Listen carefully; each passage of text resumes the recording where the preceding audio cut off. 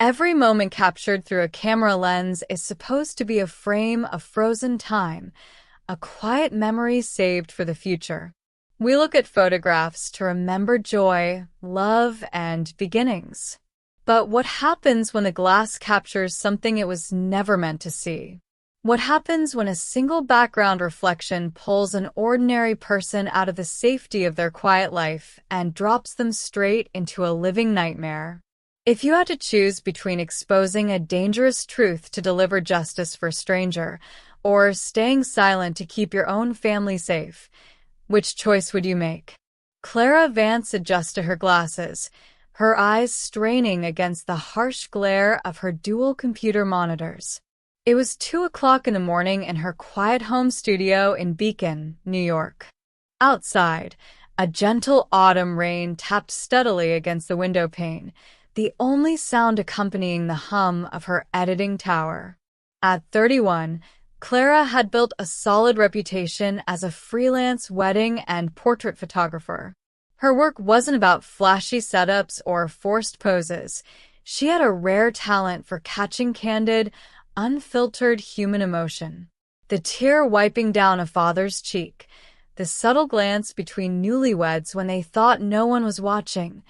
Those were the moments that made her craft worthwhile.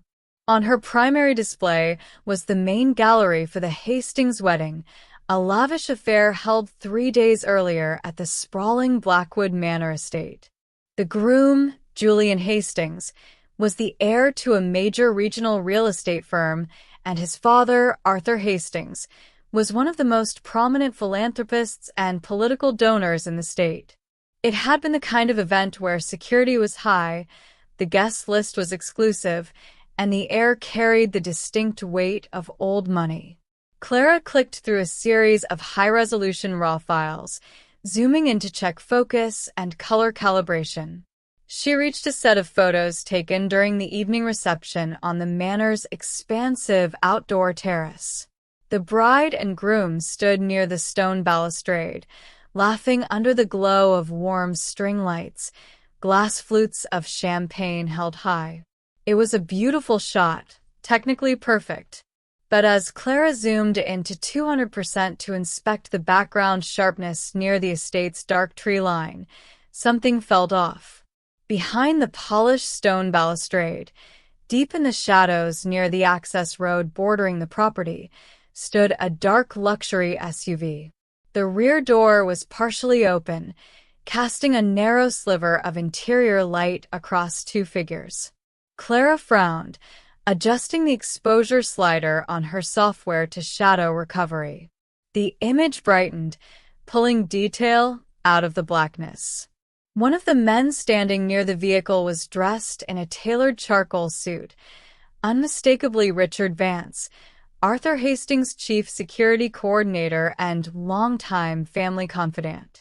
But it was the second figure that made Clara's pulse stutter. The second man was slumped, supported almost entirely by Richard's grip on his coat.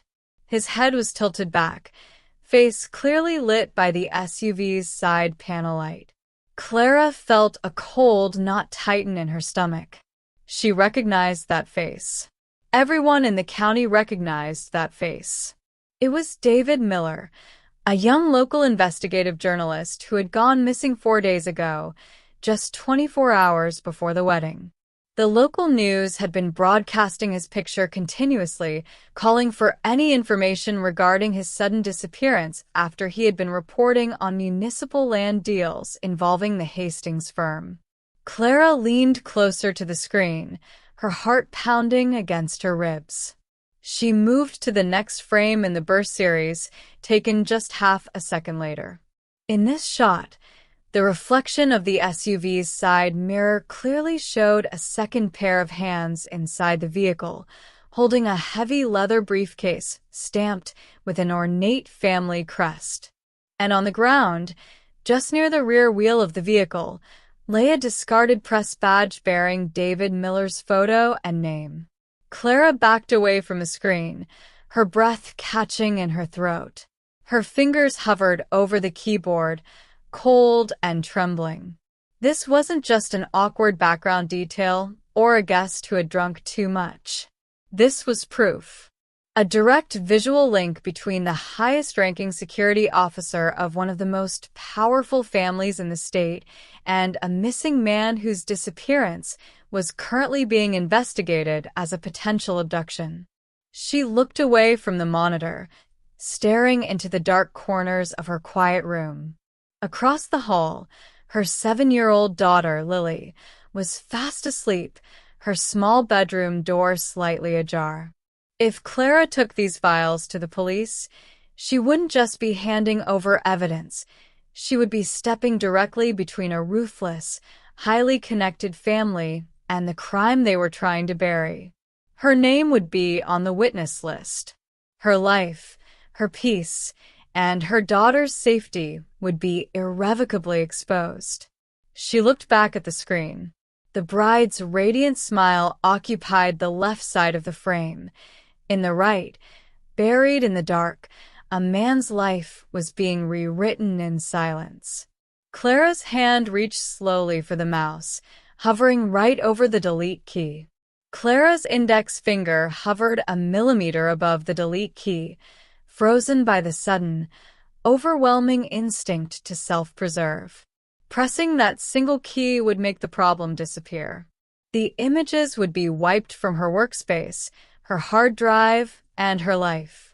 No police interviews, no court summons, no powerful enemies looking down at a freelance photographer who stepped out of her lane. She looked away from the monitor and walked to the doorway of her daughter's bedroom. Lily was sound asleep under her star-patterned duvet, hugging a worn plush rabbit, her small shoulders rising and falling in rhythmic peace. Clara leaned against the doorframe, resting her forehead against the wood. Everything she did was for Lily. Ever since her husband had passed away 3 years ago in a construction accident, Clara had worked grueling late-night hours to build a stable life for the two of them. She didn't have a safety net. She didn't have a high-powered legal team. She was just a mother trying to pay a mortgage in a small town where people like Arthur Hastings held all the strings. If she came forward, the Hastings family wouldn't just defend themselves, they would destroy her credibility, tear her personal life apart under a legal microscope, and potentially make sure she never worked in the region again. Or worse. Clara walked back to her desk and sat down. She looked back at David Miller's face on the high-resolution screen. His expression wasn't one of panic. It was limp, heavy, his eyes half-closed, clearly incapacitated. He was someone's son, someone's brother. Right now, his family was sitting in a living room somewhere, praying for a phone call, hoping he was still breathing. She couldn't bring herself to delete the files. Instead, she opened an encrypted external drive, copied the raw photos along with the metadata, and safely removed the physical drive, hiding it inside a hollowed-out vintage camera body on her top display shelf. The next morning, the rain had cleared, leaving a damp chill in the air. Clara dropped Lily off at her elementary school, kissing her forehead twice before watching her run through the heavy glass doors. The routine felt surreal, as if she were moving through a double life, one as a suburban mother, the other as the accidental keeper of a dangerous secret. When Clara returned home, a dark metallic silver sedan was parked along the curb in front of her driveway. Her heart dropped into her stomach. As she pulled her modest hatchback into the drive, the driver's side door of the sedan opened. A man stepped out, straightening the jacket of his tailored suit. It was Richard Vance, the security chief from the photograph. Clara's hands tightened around her steering wheel until her knuckles turned white. She forced herself to take a deep breath, fighting down the immediate wave of panic, before opening her car door and stepping out into the cool morning air. "Clara Vance?" Richard asked, his voice smooth, professional, and entirely devoid of warmth. He held up a crisp business card between two fingers. "My name is Richard Vance. I handle private security and special operations for Hastings Enterprises. I know who you are, Clara said, keeping her distance near the rear of her car. Is there a problem with the wedding photos? The draft gallery isn't scheduled to go live until Friday. Richard offered a thin, practiced smile that didn't reach his eyes. No problem at all. Mr. Hastings was simply impressed by your work on Saturday. In fact, he sent me to check on the delivery timeline. He's particularly interested in reviewing all the raw footage and background shots taken around the perimeter of the terrace during the evening hours. He paused, stepping slightly closer, his hands folding neatly in front of him. We understand that independent photographers often retain unedited overflow files. Mr. Hastings is willing to offer you triple your standard contract rate to hand over every memory card and hard drive used that night, exclusively, without any public archiving. Clara stared at him, feeling the air grow cold around her. It wasn't a standard business inquiry. It was a sweep. They were systematically looking to buy up or destroy every piece of potential evidence before the police started asking questions. I haven't finished sorting through the secondary cards yet, Clara lied smoothly, praying her voice wouldn't betray her. I usually purge corrupt and out-of-focus background frames during initial ingest. Richard's posture hardened slightly. His eyes narrowed, taking in her posture, her tone, and the subtle tremble in her hands. I suggest you check your storage drives very carefully, Ms. Vance, he said softly, his tone shifting from polite business to a quiet, veiled threat. In our experience, stray files can create a great deal of unnecessary complication for people who just want a quiet life. Mr. Hastings values privacy above all else, and he is very protective of those who respect it. The air between them turned brittle. Clara held Richard's gaze, refusing to let her eyes drop, though every instinct inside her screamed to retreat into the house and turn the deadbolt. I'm a professional, Mr. Vance, she said, keeping her tone flat and measured.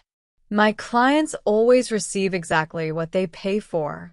The complete final gallery will be delivered directly to Mr. and Mrs. Hastings on Friday, per our contract. Richard stared at her for 2 long, agonizing seconds. The silence hung heavy over the damp driveway, punctuated only by the distant hum of traffic on the main road. Finally, he reached into his breast pocket, pulled out a small black leather notebook, and scribbled something on a clean page. He tore the page out and handed it toward her. My personal number, Richard said softly, his voice dropping an octave. Call me when you finish your review today.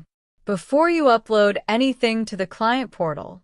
It would be a terrible shame if a promising local business suffered an unexpected setback, or if a young family had to deal with unneeded stress.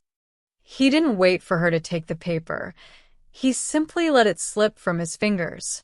It fluttered to the damp asphalt at Clara's feet. Richard turned, stepped back into his silver sedan, and pulled away from the curb without a second glance. Clara stood frozen until the car disappeared around the bend of her street. Her knees felt weak, her lungs burning as if she had just sprinted a mile. She knelt, picked up the slip of paper, and crammed it into her coat pocket before rushing inside and locking the front door behind her. Inside the quiet safety of her home, the reality of her situation pressed down on her like a physical weight. They knew, or at least they strongly suspected. The Hastings family was sweeping every potential angle of exposure, and Richard's visit wasn't a courtesy call. It was a warning shot. She walked straight to her studio, sat down at her desk, and looked at her phone. She needed to call someone, but who? If she went to the local police department, could she trust them? Arthur Hastings was a major political donor whose name was stamped on the town hall auditorium and half the local parks. His firm funded police charity galas. If she walked into the station and handed the evidence over to the wrong officer, the files might magically vanish from the evidence locker, and Richard Vance would know immediately that she had crossed the line. Suddenly, her phone buzzed against the wooden desk, making her flinch. The caller ID displayed an unknown number with a local area code. Clara hesitated, her hand suspended over the screen, before sliding her thumb to answer. "Hello," she said, her voice tight. "Is this Clara Vance?" A woman's voice asked on the other end. The voice was low, fast, and edged with exhaustion. Yes. "Who is this?" "My name is Detective Sarah Lynn," the caller said, lowering her voice further. "I'm with the State Police Major Crimes Unit out of Albany. I'm lead investigator on the disappearance of David Miller." Clara's heart hammered against her ribs. "How did you get my number?" "David's editor gave me his notes," Detective Lynn explained quietly. Before he disappeared, David wrote down a list of contractors hired for the Hastings wedding. He believed something was going down on the property that night. "Clara, I'm calling off the record right now. The local authorities aren't pushing this case, but I am. Did you notice anything unusual while you were shooting on Saturday?" Clara closed her eyes, clutching the receiver so tightly her fingers began to ache. This was the crossroads. If she told Detective Lynn about the raw files, the machinery of a state-level investigation would grind into action. The truth would come out. But Detective Lynn couldn't guarantee 24-hour protection for a freelance photographer and her 7-year-old child in a small town controlled by the suspect's money. If she stayed silent, she could hand over the sanitized files to Richard, collect her paycheck, and pretend she had never zoomed in on the dark corner of that terrace. David Miller would remain a missing person, his family left in endless agony, while his attackers walked free. "Clara?" Detective Lynn's voice broke through the silence, sharp with quiet urgency. "Are you still there?" Clara's breath hitched in her throat. The phone felt like a block of ice against her ear. "Clara?" Detective Lynn repeated, her tone softening slightly, carrying the distinct cadence of someone who had spent years reading hesitant witnesses.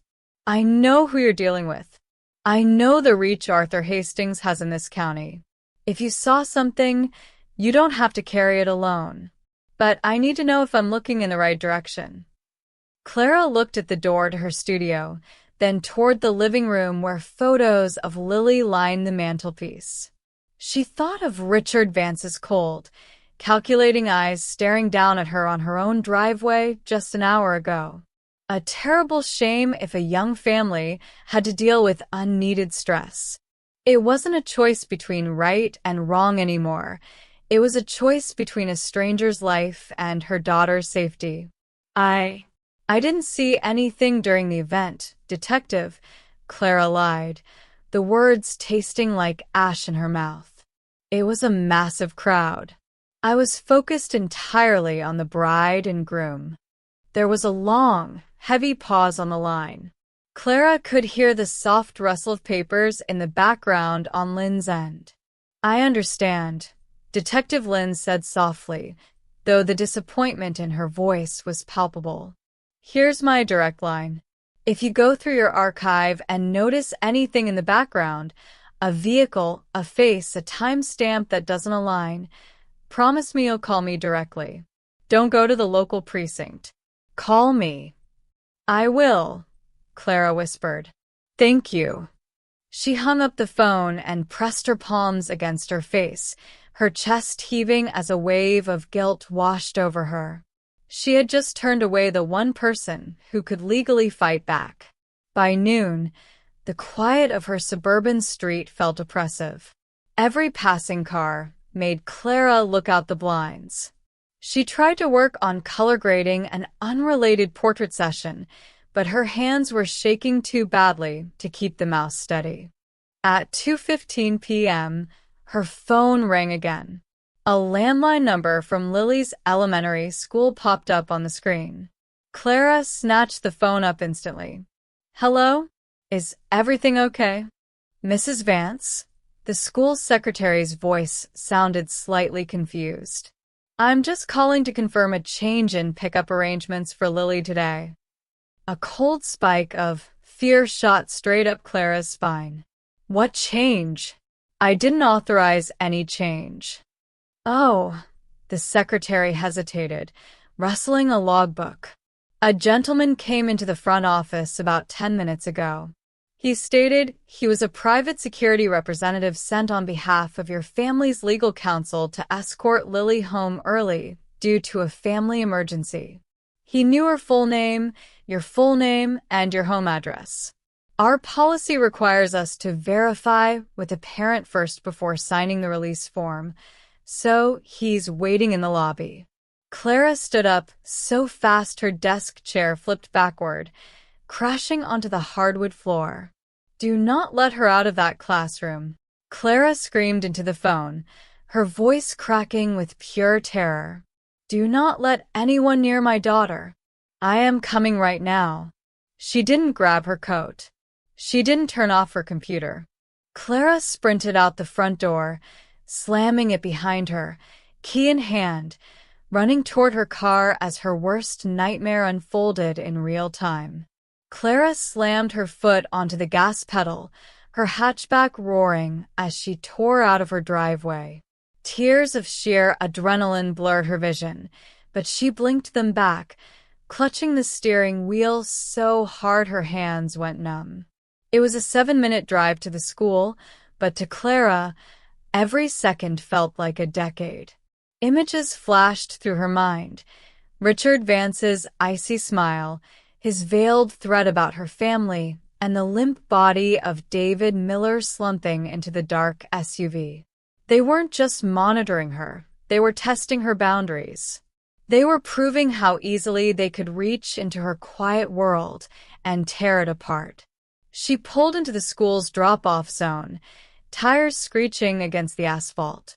She didn't bother parking properly, abandoning the car near the curb with the engine still idling, and sprinted through the main entrance. She burst through the heavy glass doors of the administrative office, panting heavily, her heart hammering wildly against her ribs. "Where is she?" Clara demanded, her eyes darting frantically across the waiting area. The front desk's secretary jumped up, startled by the sudden intrusion. "Mrs. Vance, please calm down." "Where is my daughter?" Clara yelled, her voice trembling with raw desperation. "She's safe. She's right here," the secretary said quickly, stepping aside. Lily was sitting on a wooden chair behind the desk, holding a small box of juice, her big brown eyes wide with confusion and fear. "Mommy? What's wrong?" Clara dropped to her knees, pulling Lily into a fierce, suffocating embrace. She buried her face in her daughter's hair, shaking uncontrollably as relief washed over her in a violent wave. "You're okay, baby, you're okay," Clara whispered, kissing the side of her head over and over. Once her breathing began to slow, Clara looked up at the secretary, her expression hardening into pure steel. "Where's the man who came in here?" "He left right after I told him I needed to call you to confirm the authorization," the secretary explained, looking thoroughly rattled. He just nodded, said there must have been a misunderstanding with the firm's schedule, turned around and walked out. "Did he give a name?" Clara asked, her voice dropping to a low, dangerous whisper. "No, but he left a card on the counter." The secretary handed over a small, embossed card. It didn't carry a name or a phone number. It was simply the gold crest of the Hastings Corporation printed on heavy ivory cardstock.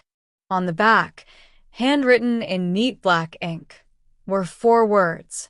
"We are very patient." Clara stared at the card as a chilling clarity settled over her. This wasn't a kidnapping attempt, not yet. It was a calculated message. Richard Vance wanted her to know that no lock on her door, no school safety policy, and no distance could keep him away from what she held most dear. They were showing her the price of defiance before she even had the chance to make her move. She held Lily's hand tightly as they walked out to the car. Clara locked the doors the instant they were inside, her mind racing at 1,000,000 miles an hour. She couldn't stay in her house tonight. She couldn't pretend this was going to go away if she just kept her head down. Richard Vance and Arthur Hastings weren't going to wait for Friday's gallery delivery. They were closing in, and every minute she stayed quiet was another minute she spent putting a target on her child's back. Clara looked in her rear-view mirror. Halfway down the block, parked beneath the shade of an oak tree, sat a dark sedan with tinted windows. Watching, waiting. She reached into her purse, her hands no longer trembling, but steady with a cold, desperate resolve. She pulled out her phone, unlocked it, and navigated straight to her call log. It was time to make a choice. Clara's thumb hovered over Detective Lynn's contact details, her phone screen illuminating the dark interior of the car. Across the street, the idling sedan remained motionless, its dark windows reflecting the gray afternoon light like empty eye sockets. She looked back at Lily in the rear-view mirror. Her daughter was quietly coloring in a workbook, entirely unaware that their world had just shrunk to the size of a target. If Clara dialed the state police right now, Detective Lynn would act. But an official investigation took time. Warrants had to be drafted, judges had to sign off, and procedure had to be followed. In that window of administrative delay, Arthur Hastings would know the moment a subpoena was issued. A family with billions of dollars and a private security apparatus wouldn't wait for a trial. They would clean up every loose end, including the photographer who handed over the key. She needed more than just a detective on the phone.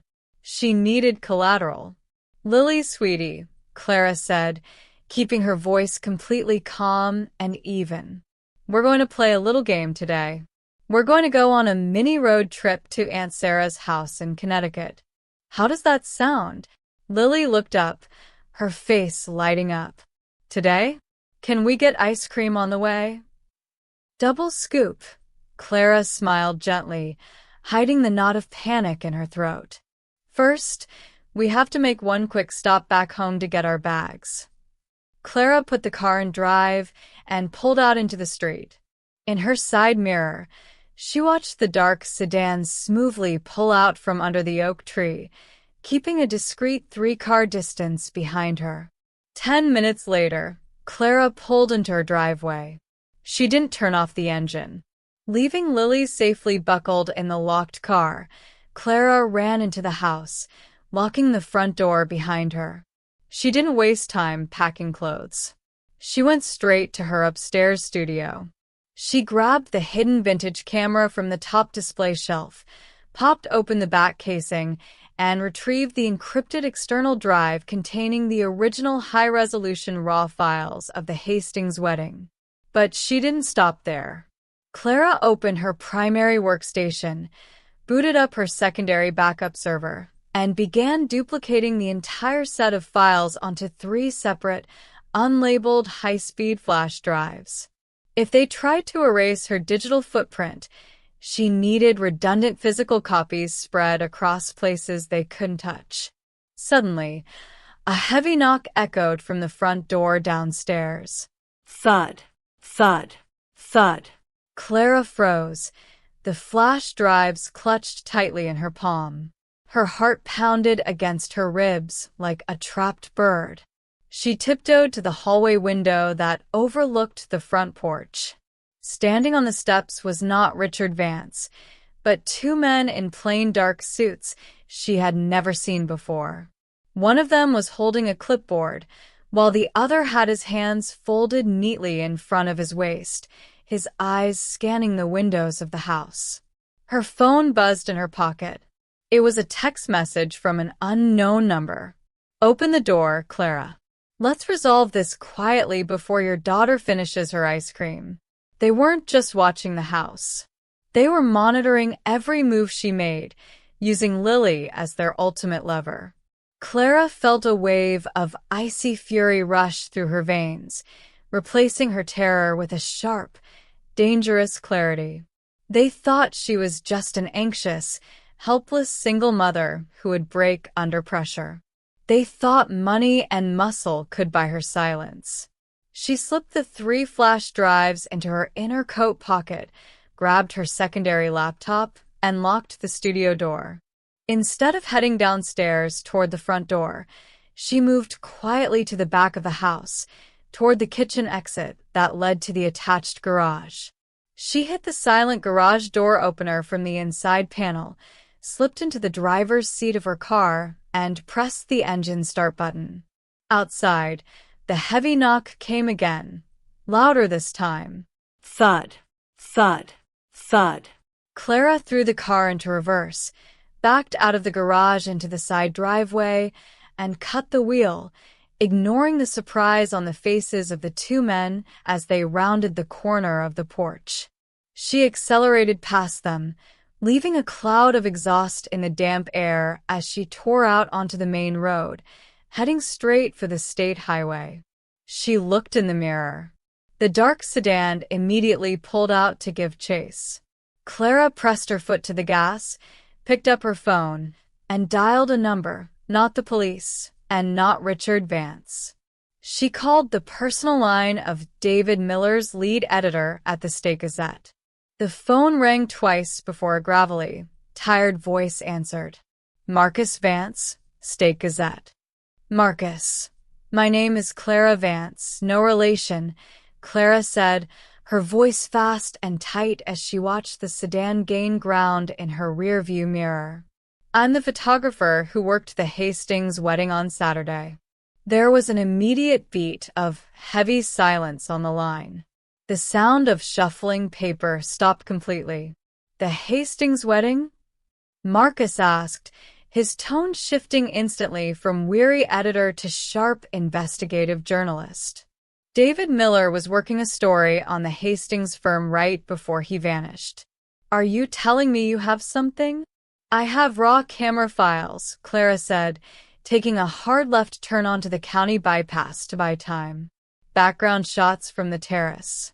They show Richard Vance, Hastings' head of security, loading an incapacitated man into an unmarked vehicle. "The man's face is clearly visible, Marcus. It's David. And I have his press badge on the ground right next to the tire." A sharp intake of breath came through the speaker. "My God. Clara, where are those files right now?"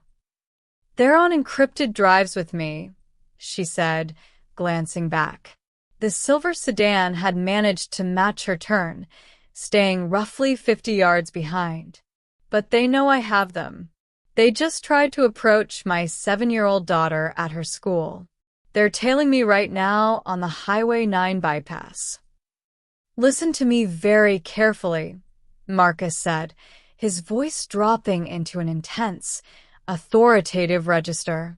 "Do not go home, and do not pull over for anyone except marked law enforcement. If you hand those photos to me alone, Arthur Hastings' legal team will tie us up in injunctions before we can print a single line. We need to force their hand publicly and legally at the exact same time." "How?" Clara asked, her eyes darting between the winding road ahead and the silver car closing the gap. "I'm putting Detective Sarah Lynn on a conference line right now," Marcus ordered. "We meet at the state police headquarters in Albany.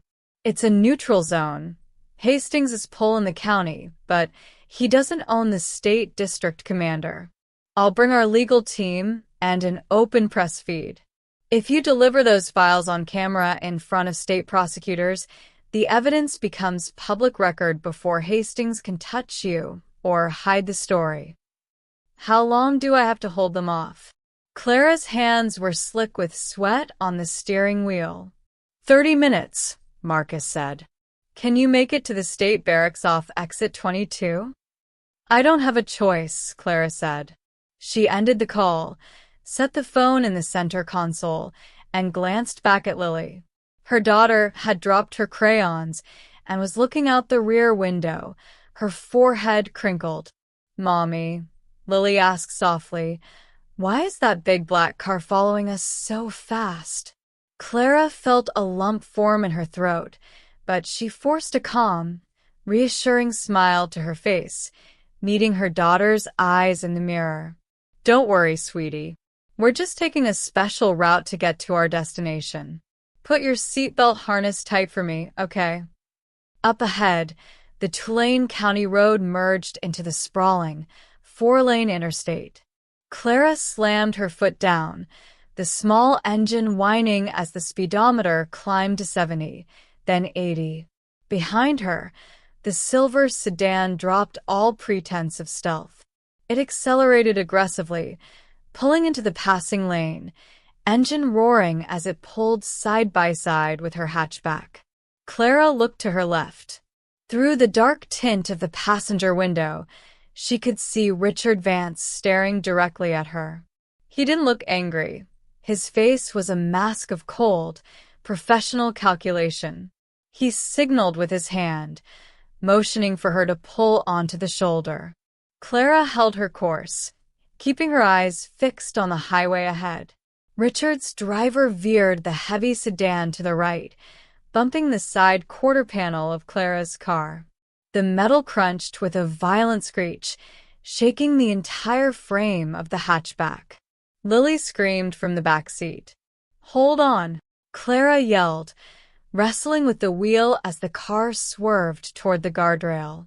She slammed on the brakes, letting momentum drop her behind the heavy sedan just as it tried to sideswipe her again. The silver car shot past her, its brake lights flashing red as it attempted to box her in against the concrete median. But Clara didn't slow down. Spotting the green highway sign for exit 22 just 300 yards ahead, she cut the wheel sharply across 2 lanes of traffic, tires screaming against the asphalt as she took the off-ramp at full speed. The silver sedan overshot the exit, skidding across the highway lanes as it tried to recover. Clara pushed through the traffic light at the end of the ramp, turning sharply onto the state police compound approach. Up ahead, sitting under the bright lights of the main entrance, stood 3 marked state cruiser vehicles, and standing on the front steps, flanked by 2 uniformed officers, was Detective Sarah Lynn alongside a man holding a heavy broadcast camera.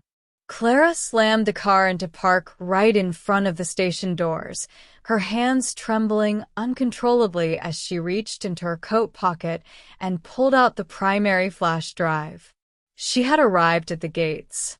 But as she opened her car door, she saw the silver sedan turn the corner onto the station access road, refusing to stop. The silver sedan screeched to a halt right at the entrance of the state police compound, blocked from coming any closer by 2 heavy steel security bollards and a barricade of marked cruisers. For a long, frozen second, the tinted windows of the sedan remained rolled up. Then, realizing the cameras were already rolling and state troopers were stepping down the stairs with hands resting on their sidearms, the vehicle shifted into reverse, backed out onto the main avenue, and sped away into the afternoon traffic. Clara stepped out of her car, her legs shaking so violently she had to catch herself against the door frame. Detective Sarah Lynn rushed down the concrete steps, accompanied by Marcus Vance and a state prosecutor. Clara, are you okay? Detective Lynn asked, taking Clara gently by the arm while a female officer immediately escorted a trembling Lily into the secure lobby of the station with a glass of water. I'm fine, Clara whispered, her voice raspy from tension. She reached into her coat, pulled out the sleek metal flash drive, and held it out into the cool air. Everything is on here. High-resolution RAW files, full metadata, timestamps, and GPS coordinates from Blackwood Manor. It shows Richard Vance. It shows David. Marcus stepped forward as the camera crew adjusted their lens, recording every second of the handover. With this footage, there's no way for their legal team to claim a chain of custody error or pretend it was fabricated. It's public domain now. Within 3 hours, the machinery of justice, fueled by unassailable visual proof, moved with terrifying speed. State police executed a sweeping search warrant on Blackwood Manor and 3 secondary commercial properties owned by Hastings Enterprises. Based directly on the GPS coordinates and background landmarks extracted from Clara's photographs, investigators located the remote holding facility where David Miller had been unlawfully detained. He was recovered alive, suffering from severe dehydration and injuries, but safe. Before the sun set that evening, Richard Vance was arrested at a private airfield trying to board a charter flight out of the country.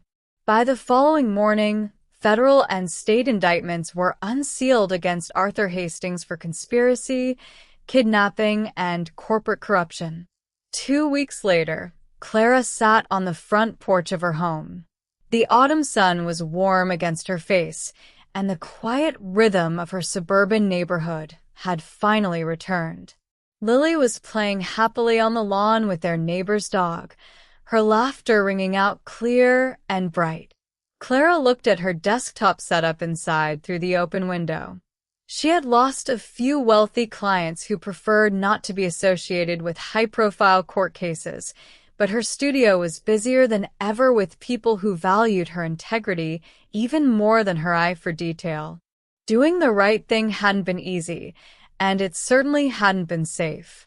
She had peered through a piece of glass and seen a dark truth that nearly ruined her life. But as she watched her daughter run across the grass, untroubled and free, Clara knew she would make the exact same choice 1,000 times over. Sometimes, doing the right thing isn't about bravery. It's about deciding what kind of world you want your children to grow up in. Clara could have pressed the delete key, saved herself from terror, and walked away with a quiet conscience by telling herself it wasn't her problem. But silence in the face of injustice is its own kind of choice. When we choose safety over truth, we leave the innocent to stand alone in the dark. Thank you all so much for watching today's story on Truth or Choice. If this episode resonated with you, please make sure to hit that like button, subscribe to the channel, and turn on notifications so you never miss another story. If you or someone you know has ever faced a difficult situation where doing the right thing meant putting everything on the line, please share your thoughts in the comments below. Sharing your experiences helps build a community where we can all learn from life's toughest moments. Don't forget to share this video with your friends and family to keep the conversation going. Now it's your turn. If you were in this situation, would you choose the truth or make a different choice? Tell us in the comments.